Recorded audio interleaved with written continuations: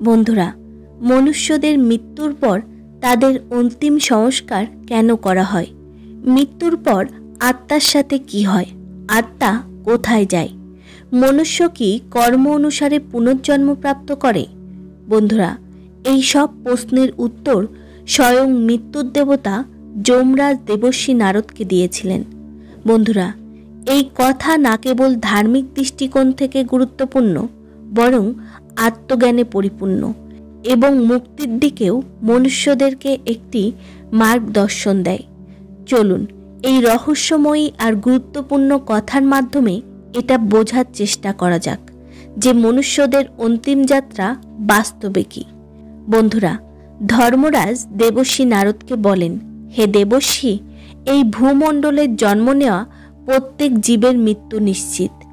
এটা সৃষ্টির অটল সত্য, যেটার মুখোমুখি সবাইকে হতে হয়।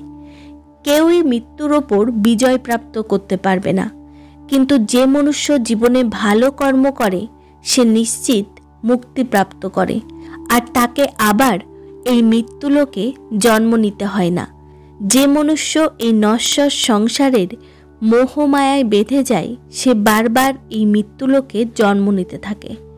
তারপর যমরাজ বলেন, হে দেবর্ষি, গরুড় পুরাণে মনুষ্যের মৃত্যুর পর করা সব কর্মকাণ্ডের ব্যাপারে বলা হয়েছে।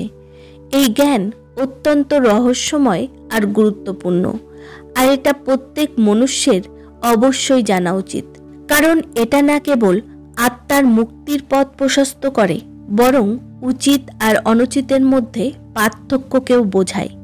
যদি আপনিও এই রহস্যকে জানতে চান বা বুঝতে চান, তাহলে এই কথা ধ্যানপূর্বক শুনবেন আর এই জ্ঞানকে নিজেদের জীবনে ধারণ করবেন। বন্ধুরা, যমরাজের এই কথা শুনে দেবর্ষি নারদ বলেন, হে সূর্যতনয়, দয়া করে আপনি আমাকে অন্তিম যাত্রার রহস্যের ব্যাপারে বলুন, আর এটাও বলার কৃপা করুন যে মৃত্যুর পর থেকে শ্মশান ঘাট পৌঁছানোর মধ্যেকার সময় কোন কোন বিধি করা উচিত, যাতে আত্মা মুক্তিপ্রাপ্ত করতে পারে। আর আমার দ্বিতীয় প্রশ্ন হলো, যে মনুষ্য জীবনে দুরাচার আর পাপ করেছে সে তার পাপের প্রায়শ্চিত্ত কিভাবে করতে পারে? দয়া করে আপনি আমাকে এই সব প্রশ্নের উত্তর দিয়ে আমাকে অনুগ্রহ করুন। দেবর্ষি নারদের প্রশ্ন শুনে যমরাজ মৃদু হেসে বলেন, হে দেবর্ষি, আজ আপনি যে প্রশ্ন করেছেন এটাতে সমস্ত জগতের কল্যাণ লুকিয়ে আছে। যে মনুষ্য এই প্রশ্নের উত্তর জেনে নেয় সে সবসময় সুখে থাকে। তারপর যমরাজ বলেন, হে দেবর্ষি, সর্বপ্রথম আমি আপনাকে একটি কথা শোনাবো, যেটা শোনার পর আপনি আপনার প্রশ্নের উত্তর পেয়ে যাবেন। বন্ধুরা, কথা শোনা আরম্ভ করার আগে কমেন্টে অবশ্যই জয় শ্রী হরিবিষ্ণু লিখতে ভুলবেন না।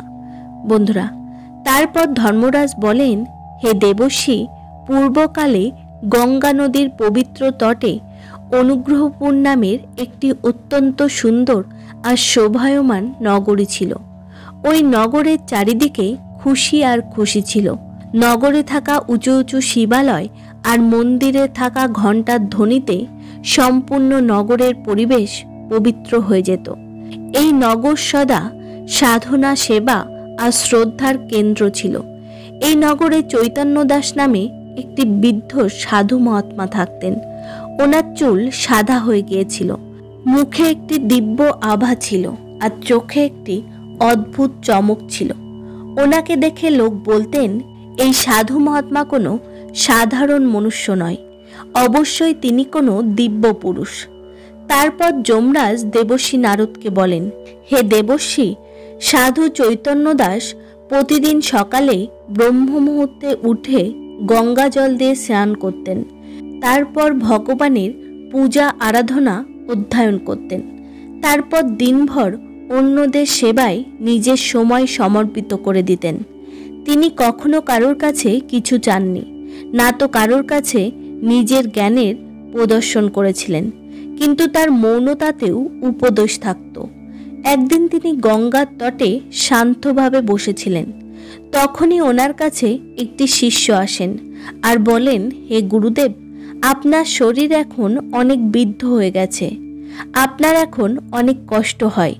শিষ্যের এই কথা শুনে সাধু চৈতন্য দাস মৃদু হেসে বলেন, হে বৎস, এই শরীর তো সময়ের সাথে সাথে বিদ্ধ হয়ে যায়, কিন্তু এর ভিতরে যে আত্মা আছে সেটা অনন্ত আর নশ্বর। এখন ওই সময় আসছে যখন এই শরীর বিশ্রাম নেবে আর আত্মা তার অন্তিম যাত্রার উদ্দেশ্যে বের হবে। স্বামী চৈতন্য দাসের কথা শুনে ওই শিষ্য ভয়ভীত হয়ে যায়। আর সে আগ্রহের সাথে বলে, হে গুরুদেব, আপনি এমনটা কেন বলছেন? আমি তো মৃত্যুর ব্যাপারে চিন্তা করে ভয় পেয়ে যাই। এটা শুনে স্বামী চৈতন্য দাস শিষ্যের দিকে দেখে আর শান্ত স্বরে বলে, হে বৎস, মৃত্যু ভয়াবহ নয়। মৃত্যু তো আত্মার মুক্তির একটি দুয়ার। মনুষ্য মারা যায় না, বরং সে মৃত্যুর মাধ্যমে এগিয়ে যায়। এই সব কথা ওই শিষ্য বুঝতে পারছিল না। তারপর সে বলে, হে গুরুদেব, আমি কিছুই বুঝতে পারছি না, দয়া করে আপনি বিস্তারিতভাবে বলুন। তখন স্বামী চৈতন্য দাস বলেন, হে বৎস, এই জ্ঞান আমি সম্পূর্ণ নগরবাসীকে দিতে চাই। এই জন্য তুমি সমগ্র নগরবাসীদেরকে একত্রিত করো। গুরুর আদেশ পেতেই ওই শিষ্য পরের দিন পুরো নগরবাসীদেরকে ডেকে আনে। তারপর স্বামী চৈতন্য দাস একটি বিশাল আকৃতির বটবৃক্ষের নিচে নিজের আসন লাগান আর গঙ্গা জল পান করে ধ্যানস্থ হয়ে যান। ওনার চারিদিকে মন্ত্র উচ্চারণ হচ্ছিল, যার কারণে ওনার শরীর ধীরে ধীরে স্থির হয়ে যায় আর শ্বাস থেমে যায়, শরীর শান্ত হয়ে যায়। ওই মুহূর্তে বাতাবরণে কিছু হয়, যেন কোনো প্রকাশকুঞ্জ ওপরে ওঠে। সেখানে উপস্থিত লোকেরা দেখে স্বামী চৈতন্য দাসের মস্তক থেকে একটি দিব্য আভা বের হচ্ছে আর ওপরে উঠে যাচ্ছে। কিছু লোক হাওয়ার কম্পন অনুভব করে আর কিছু শিষ্য এই প্রকাশকে স্পষ্ট দেখে। বন্ধুরা, ওটা কোনো সাধারণ প্রকাশ ছিল না, সেটা স্বামী চৈতন্য দাসের আত্মা ছিল, যে আত্মা আকাশের দিকে এগিয়ে যায়, আকাশের রং বদলে যায়। আর তারপর মেঘের ভিতর থেকে দেবদূত প্রকট হয় আর মাথা নত করে আত্মাকে প্রণাম করে আর বলে, হে আত্মা, আপনার জীবন সৎকর্ম, সেবা আর আত্মজ্ঞানে ভরা ছিল, কিন্তু এখন সময় এসে গেছে যে আপনি আপনার অন্তিম যাত্রার দিকে অগ্রসর হন। যমলোক আপনার প্রতীক্ষা করছে। স্বামী চৈতন্য দাসের আত্মা একবার নগরের দিকে দেখে, যেখানে ওনার নশ্বর শরীর শান্তিতে বিরাজমান ছিল আর শিষ্যরা মন্ত্র উচ্চারণের মাধ্যমে ভূমিকে পবিত্র করছিল। এক মুহূর্তের জন্য ওই স্থানে একটি দিব্য প্রকাশ উৎপন্ন হয়। মনে হচ্ছিল যেন সম্পূর্ণ নগরবাসীকে ওই আত্মা প্রণাম করছে। তারপর যমরাজের দেবদূতেরা ওই আত্মাকে প্রকাশ পথে নিজেদের সাথে যমলোকে নিয়ে যেতে শুরু করে। মার্গে সুন্দর কমল ফুটেছিল, যেটা থেকে দিব্য প্রকাশ বের হচ্ছিল। আকাশে বিচরণ করার সময় গান্ধর্ব, সিদ্ধি, যোগী আর পূর্বজদের আত্মা মনে হচ্ছিল যেন ওই আত্মাকে অভিবাদন করছিল। প্রকাশপথ পার করার পর তা একটি বিশাল দুয়ারের সামনে গিয়ে পৌঁছায়। যেই আত্মা ওই দুয়ারের কাছে পৌঁছায়, ওই দুয়ার আপনা আপনি খুলে যায়। একটি দিব্য মহল প্রকট হয়। ওই মহলের মাঝখানে একটি সিংহাসনে ন্যায়ের দেবতা যমরাজ বিরাজমান ছিলেন। ওনার ডান দিকে মনুষ্যদের জীবনের লেখাজোখার হিসাব রাখা ব্যক্তি চিত্রগুপ্ত বসেছিলেন। ওনার হাতে একটি দিব্য গ্রন্থ ছিল, যেটাতে প্রত্যেক আত্মার জীবনের লেখাজোখা ছিল। কিছু সময় পর দেবদূতেরা ওই আত্মাকে যমরাজের সামনে নিয়ে গিয়ে দাঁড় করিয়ে দেয়।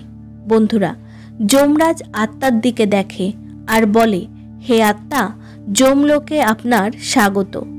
আপনি পৃথিবীতে অনেক জীবন কাটিয়েছেন আর এই দেহে আত্মজ্ঞান প্রাপ্ত করেছেন। এখন আপনাকে 3 দুয়ার থেকে যেতে হবে। ওই 3 দুয়ার হলো সত্য, ত্যাগ আর ক্ষমা। এই 3টি দুয়ার পার করার পর আপনি মুক্তি প্রাপ্ত করবেন। এতটা বলে যমরাজ ওই আত্মাকে সত্যের দুয়ারে নিয়ে যায়, যেখানে আত্মাকে তার জীবনের সব সত্য ঘটনা দেখানো হয়। তারপর আত্মা মাথা নত করে যমরাজের কাছে যমরাজকে বলে, হে যমরাজ, আমি যে ভুল করেছি সেটা আমার অজ্ঞানতার কারণে হয়েছে, কিন্তু আমি শেষে সত্যকে বেছে নিয়েছি। এতটা বলতেই একটি দিব্য প্রকাশ উৎপন্ন হয় আর ওই দুয়ার খুলে যায়। তারপর যমরাজ আত্মাকে ত্যাগের দুয়ারে নিয়ে যায়, যেখানে আত্মাকে ওই সব মুহূর্ত দেখানো হয় যেখানে সে কষ্টের মাধ্যমে সাধনা করেছে। সে তার কর্মের থেকে কখনো বিচলিত হয়নি। তপস্যার আগুনে হাঁটতে হাঁটতে সে হাসতে থাকে। এটা দেখে যমরাজ অনেক প্রসন্ন হয় আর তিনি দ্বিতীয় দুয়ারও খুলে দেন। শেষে তিনি আত্মাকে তৃতীয় দুয়ারে নিয়ে যান। তারপর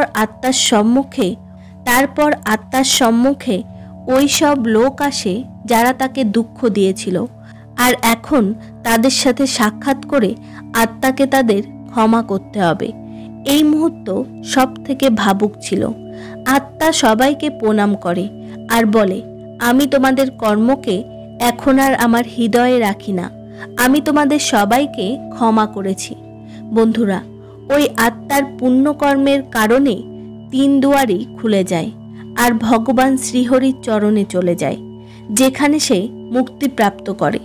তারপর যমরাজ দেবর্ষি নারদকে বলেন, হে দেবর্ষি, এইভাবে মনুষ্যদের সদা সৎকর্ম করা উচিত, যাতে মৃত্যুর পর সে 3 দুয়ারই পার করতে পারে আর সে মুক্তি প্রাপ্ত করতে পারে। তারপর যমরাজ বলেন, হে দেবর্ষি, এখন আমি আপনার দ্বিতীয় প্রশ্নের উত্তর দিচ্ছি। হে দেবর্ষি, এই সংসারে পুত্র ছাড়া মনুষ্যদের গতি হয় না।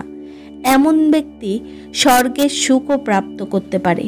এই জন্য প্রত্যেক মনুষ্যকে শাস্ত্র অনুসারে তথা যোগ্য উপায়ে সন্তান প্রাপ্তির চেষ্টা করা উচিত। যদি মনুষ্য জীবনে পাপ করে আর এই পাপের কারণে মুক্তিপ্রাপ্ত করতে অসমাপ্ত হয়, তাহলে তার পুত্র তার জন্য পূজা পাঠ আর শ্রাদ্ধ ইত্যাদি করে ওই আত্মাকে নরক থেকে মুক্ত করাতে পারে। মৃত্যুর পর পুত্রের কর্তব্য হলো সে মৃত ব্যক্তিকে কাঁধ দেয় আর যথাবিধি অনুসারে তাকে অগ্নি দান করে।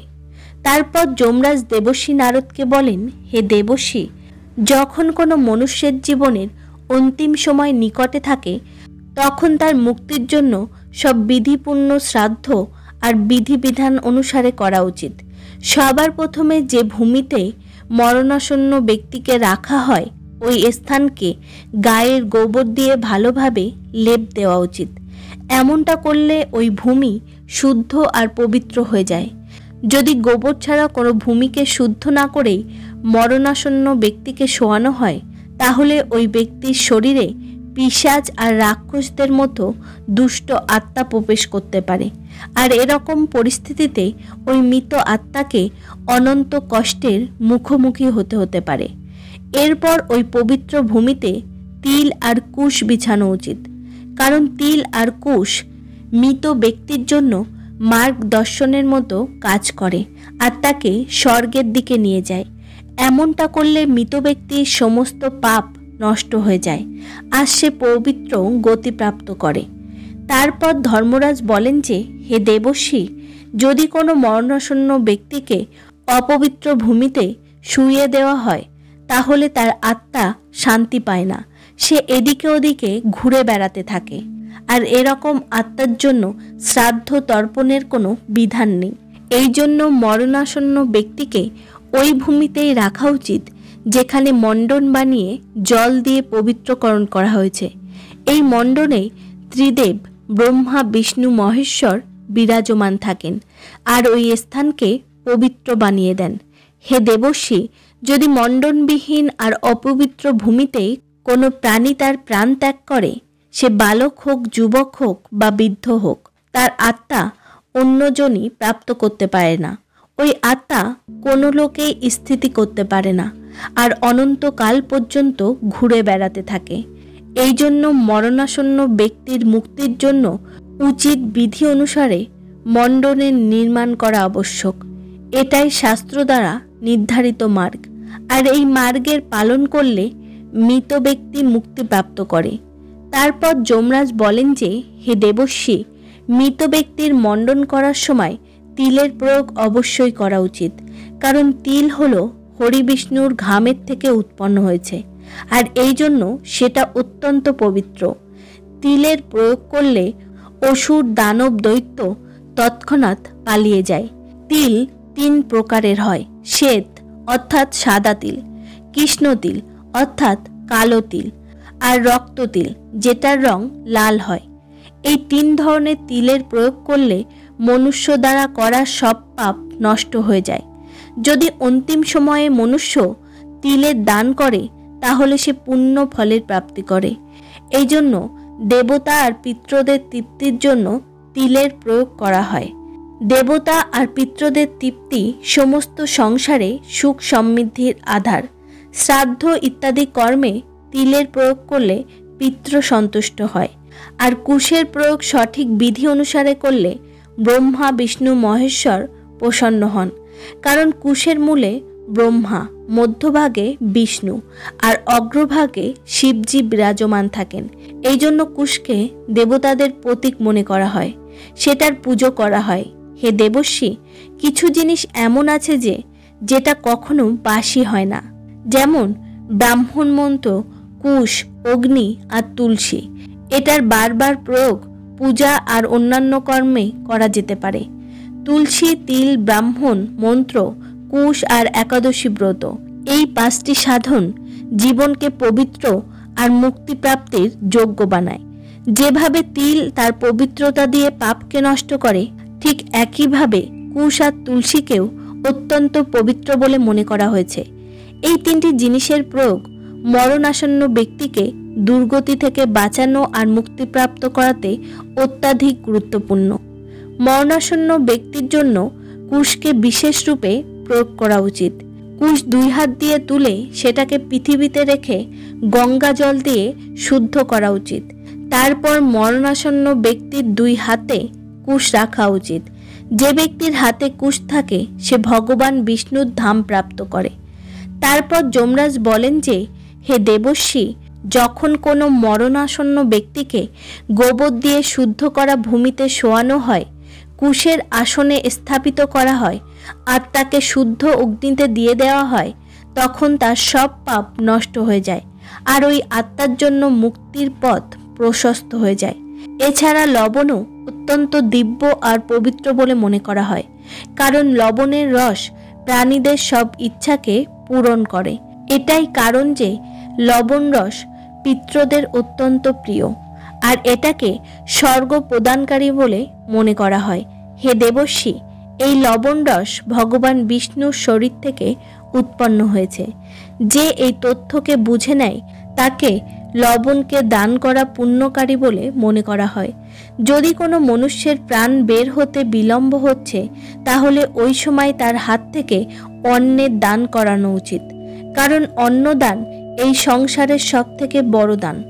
অন্নদান না কেবল আত্মাকে শান্তি প্রদান করে, বরং সেটা উচ্চলোক প্রাপ্তি করতে সাহায্য করে। তারপর ধর্মরাজ দেবর্ষি নারদকে বলেন, হে দেবর্ষি, এখন আমি আপনাকে মৃত্যুর স্বরূপ বিস্তারিত বলছি। মৃত্যুই কাল, আর যখন তার সময় আসে তখন জীবাত্মার শরীর থেকে প্রাণের বিয়োগ হয়ে যায়। এটা অটল সত্য যে মৃত্যু তার নিজের সময়ে আসে। যখন মৃত্যু আসে তখন মনুষ্য সব কর্ম আর স্মৃতি ভুলে যায়। যেভাবে বায়ু বাদলকে নিজের গতিতে নিজের দিকে টানে আর এদিক ওদিক নিয়ে যায়, একইভাবে এই সংসার কালের অধীন। সবাই কালের বশীভূত আর প্রাণীদের জীবনের ওপর নিজের নিজের প্রভাব ফেলে। সূর্য, চন্দ্রমা, বায়ু, অগ্নি, আকাশ, পৃথিবী, সাগর, ঔষধি, নদী আর এইসব প্রাকৃতিক তত্ত্ব কালের অনুসারে উৎপন্ন হয় আর সে সমাপ্ত হয়ে যায়। যখন মৃত্যুর সময় আসে তখন দৈবযোগে কোনো রোগ উৎপন্ন হয়। রোগের কারণে শরীর দুর্বল হয়ে পড়ে, ইন্দ্রিয় কাজ করা বন্ধ করে দেয়। সেটা কোটি কোটি বিচ্ছুর একসাথে কাটার সমান হয়। এই পীড়া এতটাই তীব্র হয় যে ব্যক্তি কিছুই করতে পারে না। ওই সময় যমদূত প্রকট হয় আর সে বলপূর্বক আত্মাকে শরীর থেকে আলাদা করে, যার কারণে ওই আত্মা তার ঘর প্রিয়জনদের দেখে বিলাপ করতে থাকে, কিন্তু কেউ তাকে থামাতে পারে না। মৃত্যুর সময় শরীরে প্রবাহিত বায়ু ক্রোধিত হয়ে যায়। এই বায়ু এতটাই তীব্র হয় যে শরীরের ভিতরে অগ্নিতত্ত্ব প্রজ্বলিত হয়ে যায়। এই অগ্নি বিনা ইন্ধন ছাড়াই জ্বলতে থাকে আর শরীরের মর্মস্থানে পাঠায়, যার জন্য প্রাণীদের অসহনীয় কষ্ট হয়। যে লোকেরা ভক্তিতে লীন থাকে আর ভোগবিলাস থেকে দূরে থাকে তাদের জন্য এই প্রক্রিয়া সহজ হয়। যারা সত্য বলে, কারোর বিশ্বাস ভাঙে না, ধর্মের পথে চলে আর সত্যিকারের শ্রদ্ধাবান হয়, তারা সুখপূর্বক মৃত্যুপ্রাপ্ত করে। এর বিপরীতে যারা মিথ্যা কথা বলে, বিশ্বাসঘাতকতা করে আর নিন্দা করে, তাদের মৃত্যু অত্যন্ত কষ্টদায়ক হয়। তারা নরকলোকে কঠোর শাস্তি পায়। যখন যমদূত মনুষ্যদের প্রাণ নেওয়ার জন্য আসে, তখন যমদূতদের দেখে প্রাণীরা ভয়ে কাঁপতে থাকে। তারা তাদের মাতা, পিতা, পুত্র আর প্রিয়জনদের ডাকতে থাকে, কিন্তু কেউ তাদের সাহায্য করতে পারে না। তার কণ্ঠ থেকে স্পষ্ট শব্দ বের হয় না আর চোখ ভয়ে এদিকে ওদিকে ঘুরতে থাকে আর নিঃশ্বাস দ্রুত হয়ে যায়। শেষে সে অত্যাধিক বেদনা সহ্য করে। সে তার শরীর পরিত্যাগ করে দেয়। মৃত্যুর তৎক্ষণাৎ পরে ওই শরীর অন্যদের জন্য অস্পর্শ আর বিলুপ হয়ে যায়। যে শরীর কখনো প্রিয়জনদের স্নেহের কেন্দ্র ছিল, সেটা এখন ত্যাগ করার যোগ্য বলে মনে করা হয়। এটাই সংসারের সত্যতা। হে দেবর্ষী, শরীর নশ্বর আর আত্মা কালের অধীন। যে মনুষ্য এই কথাকে বুঝে নেয়, সেই ব্যক্তি সদা এই নশ্বর সংসারে মুক্তির অধিকারী হয়।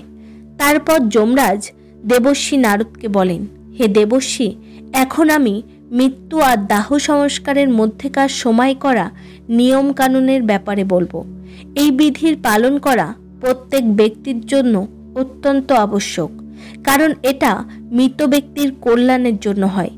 যখন কোনো ব্যক্তির মৃত্যু হয়ে যায়, তখন তার পুত্র আর পরিবারের অন্যান্য সদস্যদের এই কর্তব্য হয় যে তারা সব বিধি বিধানের পালন করে, যাতে মৃত ব্যক্তি মুক্তি প্রাপ্ত করতে পারে, শান্তি প্রাপ্ত করতে পারে। মৃত্যু আর দাহ সংস্কারের মধ্যে অনেক আবশ্যক কর্তব্য পালন করতে হয়, যেটা পালন করা প্রত্যেক পরিবারের জন্য অনিবার্য। হে দেবর্ষী, এই সম্পর্কে আমি আপনাকে একটি কথা শোনাচ্ছি, যেটা শোনার পর আপনি এটা জানতে পারবেন যে মৃত্যু আর দাহ সংস্কারের মধ্যে মানুষের কোন কোন কর্তব্য পালন করতে হয়।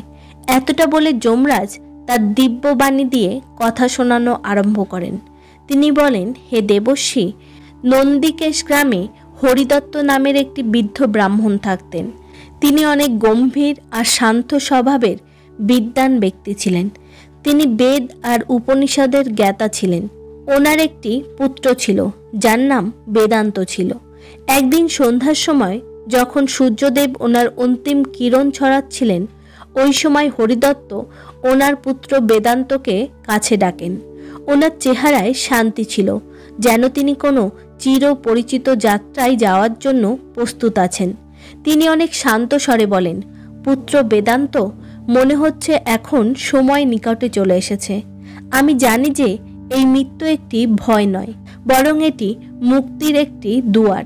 কিন্তু এই দুয়ারের বাইরে যেটা তুমি আমার জন্য করবে, সেটাই আমার জন্য রাস্তা তৈরি করবে। নিজের পুত্রকে এতটা বলে ব্রাহ্মণ হরিদত্ত ওনার প্রাণ ত্যাগ করে দেয়। এই দৃশ্য দেখে বেদান্ত আশ্চর্য হয়ে যায় আর তার পিতার চরণে মাথা রেখে কাঁদতে শুরু করে। ব্রাহ্মণ হরিদত্তের মৃত্যুতে পুরো গ্রামে শোক ছেয়ে যায়। লোক ওনার অন্তিম দর্শনের জন্য একত্রিত হয়। কিন্তু ওই রাত্রেই বেদান্ত একটি অস্পষ্ট স্বপ্ন দেখে। মনে হচ্ছিল যেন সে জেগে জেগে স্বপ্ন দেখছে। সে দেখে যে স্বপ্নে একটি গভীর আওয়াজ আসছিল। তারপর সে একটি দেবদূতকে দেখতে পায়, যার মুখে শান্তি ছিল। দেবদূত বেদান্তকে বলে, হে বৎস, তোমার পিতা ধর্মশীল ছিল। তিনি আমাদের মার্গের যাত্রী, কিন্তু ওনার মার্গ এখন তোমার ওপর নির্ভর করছে। হে বৎস, মৃত্যু আর দাহ সংস্কারের মধ্যেকার সময় সব থেকে কোমল হয়, যেখানে আত্মা ভ্রমিত হতে থাকে। তুমি কি তোমার পিতার কর্তব্য পালন করার জন্য তৈরি আছো? দেবদূতের কথা শুনে বেদান্ত হাত জোড়ো করে বলে, হে প্রভু, কৃপা করুন, আপনি আমাকে মার্গদর্শন করুন, আমি অন্ধকারে আছি। এই কথা শুনে দেবদূত হাত ওঠায়। দেবদূতের হাত ওঠাতেই সময় যেন কিছুক্ষণের জন্য থেমে যায়। চারিদিকে একটি দিব্য শক্তি ছড়িয়ে পড়ে। তারপর দেবদূত বেদান্তকে বলেন, হে বৎস, মৃত্যুর পরে আত্মা শরীরকে ত্যাগ করে সূক্ষ্মরূপে সেখানেই থাকে। সে শোনে, দেখে, অনুভব করে, কিন্তু সে বলতে পারে না। যদি পরিজন শোকে ডুবে থাকে তাহলে আত্মা মোহের বন্ধনে বেঁধে থাকে।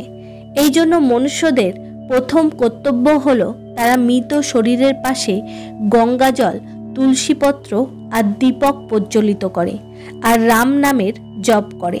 এটা কেবল নিয়ম নয়, এটা আত্মার মার্গদর্শনের দ্বীপ। আর দ্বিতীয় দিন থেকে জল তর্পণ করতে হবে। এই তর্পণ আত্মাকে শক্তি প্রদান করে। আর যখন শবযাত্রা বের হবে তখন মনুষ্যদের কান্না করা উচিত নয়। ওই সময়ও রাম নামের জপ করা উচিত। এই মন্ত্র আত্মাকে দিশা দেয়। যখন অগ্নিদান করবে তখন শ্রদ্ধা ভাবনার সাথে দিতে হবে, কারণ এই অগ্নি আত্মাকে দেবপথে নিয়ে যাওয়ার দুয়ার। দেবদূতের কথা শুনে বেদান্ত হাত জোড়ো করে বলে, হে প্রভু, আমি বচন দিচ্ছি, আমি আমার পিতার জন্য এক একটি সংস্কার শ্রদ্ধার সাথে করব, আর ওনার আত্মা শান্তি আর গতি প্রাপ্ত করবে। এটা শুনে দেবদূত মৃদু হেসে বলেন, হে বালক, বুঝে গেছো যে মৃত্যুর পর জীবন সমাপ্ত হয় না, বরং সে জীবনের একটি নতুন যাত্রার দিকে যায়। আর তোমার দ্বারা করা কর্তব্য ওই আত্মার জন্য নৌকা হয়। এতটা বলে ওই দেবদূত অন্তর্ধান হয়ে যায়। তারপর বেদান্ত তার পিতার শরীরকে পবিত্র গঙ্গা জল দিয়ে স্নান করায়, তুলসী পত্র রাখে, দীপক জ্বালায় আর পুরো রাত রাম নাম জপ করতে থাকে।